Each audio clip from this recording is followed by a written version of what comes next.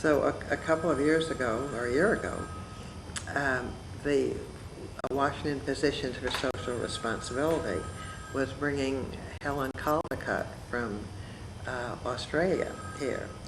And no one remembered that she had spoken at something called Target Seattle 25 years before. And we had 20,000 people at the Kingdom for the final day of a week where we'd had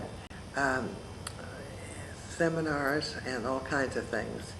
And we were inspired by what had been going on in Holland and elsewhere in Europe on trying to prevent nuclear war. And so it was a very successful program. And we had a letter that first we were just sending to the Soviet Union, and then we decided to send it to Tashkent because that was our sister city.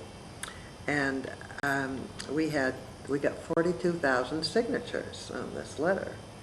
And then, so after the week was over, what are we going to do with all these letters? And well, if we take them down, there was a Soviet office in San Francisco. They'll just put it in the closet, you know. And so we decided, well, we'll have two people go to the Soviet Union and take these letters. And so we found out there were 30 of us wanted to go. And so then we decided to make a big do of it, and we'd take the letters, and each had some of the letters with it. And so people said, well, you'll never be able to hand them out. But we did. And we were able, because of, there's a woman at Seattle Pacific, was in geography, named Kathleen Braden, who had a lot of good contacts in the Soviet Union, the Peace Committee and so on. So we went with her help, and Elsa Sertatis from the university, and got a lot of contacts, and we were really welcome. They were glad to have us come, because they knew what we were bringing.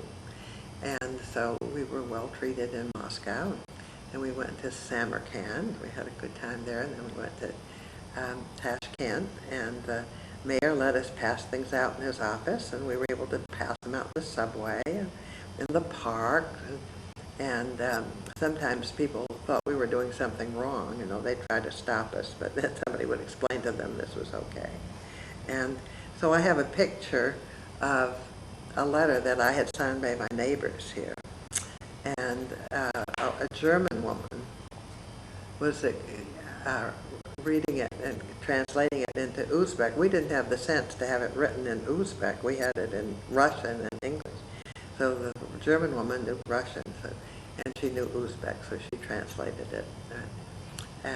So I could show a picture when I came back to the people who had signed the letter and show them who got it.